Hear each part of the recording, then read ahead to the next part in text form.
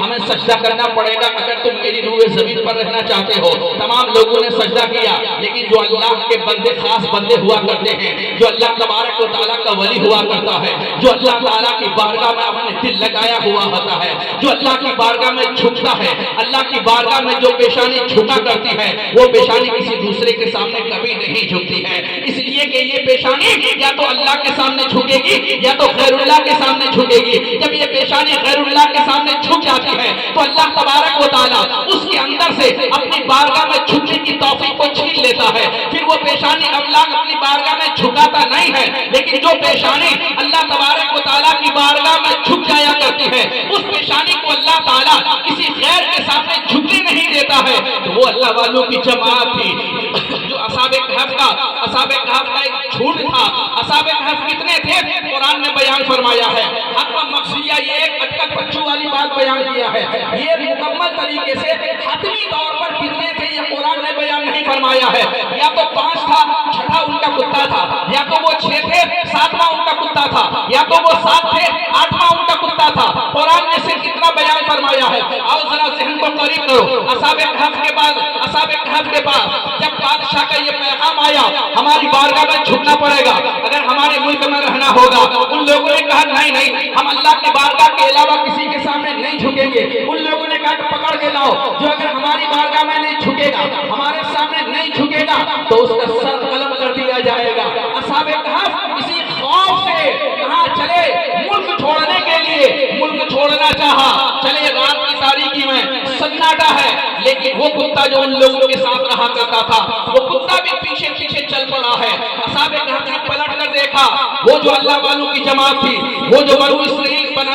اسرائیل کے اکابرین میں سے تھے، ان لوگوں نے پلٹ کر دیکھا پیچھے کتا آ رہا ہے۔ اصحاب کہف نے کنکری اٹھائی، اس کنکری سے کتے کو مارا، کتے کو کنکری لگی، کتا 2 قدم پیچھے ہٹا۔ قرآن نے بیان فرمایا ہے، اس کے ضمن میں حضرت علامہ قرطبی رحمۃ اللہ تعالی علیہ نے اس کی تفسیر میں ارشاد فرمایا ہے کہ اصحاب کہف نے کنکری اٹھائی، کتے کو مارا، ایک کنکری ماری، کتا پیچھے ہٹا، اصحاب کہف چلے، پھر کتا پیچھے چل پڑا، پھر اصحاب کہف نے دوسری کنکری ماری، کتا پیچھے ہٹا، پھر اصحاب کہف چلے، کتا پیچھے چل پڑا، تیسری کنکری اٹھائی، اصحاب کہف نے کنکری ماری۔ اب اللہ کے پیارے نبی نے ارشاد فرمایا ہے، جس کو مفسرین نے محدثین نے بیان فرمایا ہے کہ اصحاب کہف نے جب تیسری کنکری اٹھائی، اس کتے نے اللہ کی بارگاہ میں اپنے دونوں اگلے والے پیر کو اٹھا کر دعا کی شکل میں اپنے دونوں پیروں کو اکٹھا کیا اور اللہ کی بارگاہ میں عرض گزار ہوا،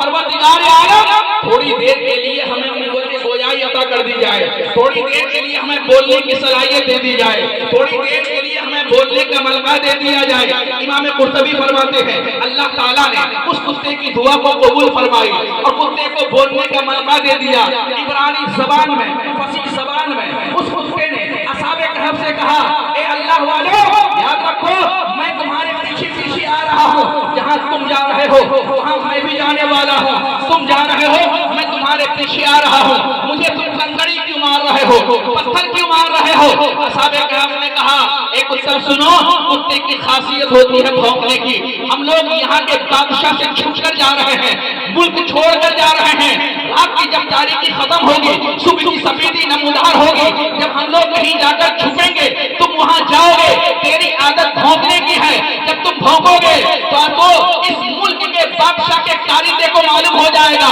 پھر تمہارے بھونکنے کی آواز سن کر وہ ہم لوگوں کو گرفتار کر کے بادشاہ کی بارگاہ میں لے جائیں گے۔ ذرا ذہن کو قریب کرو، اس کتے نے عبرانی زبان میں کہا، اے اللہ والو، اے اصحاب کہف سن لو، میں اگرچہ کتا ہوں لیکن بھونکنے والا کتا نہیں ہوں، میں اللہ کے ولیوں سے محبت کرنے والا کتا ہوں۔ اتنا کہا، اللہ تبارک و تعالیٰ کی بارگاہ میں کتنی قربت اس کو ہو گئی ہے، یہ کتا نجس ہے، لیکن حدیث پاک میں آتا ہے کہ جب اصحاب کہف جنت میں جائیں گے تو پیچھے پیچھے یہ کتا اگرچہ شکل بدل کر باورا کی شکل میں یہ بھی جنت میں چلا جائے گا۔ اللہ میں نے پوچھا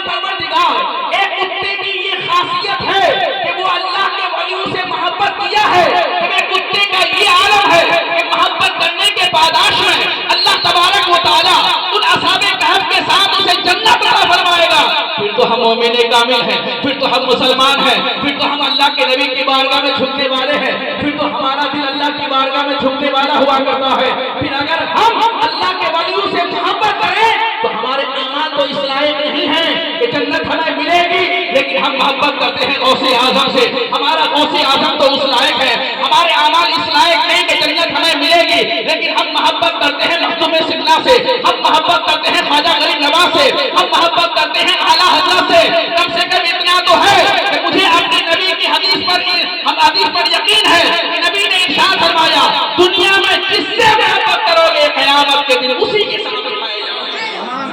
اب اللہ نے آپ کو اختیار دے دیا ہے، آپ کو کرنا کیا ہے؟ دنیا والوں سے محبت کرو گے، انجام آپ جانتے ہو۔ لیڈر سے محبت کرو گے، انجام آپ جانتے ہو۔ علماء سے محبت کرو گے،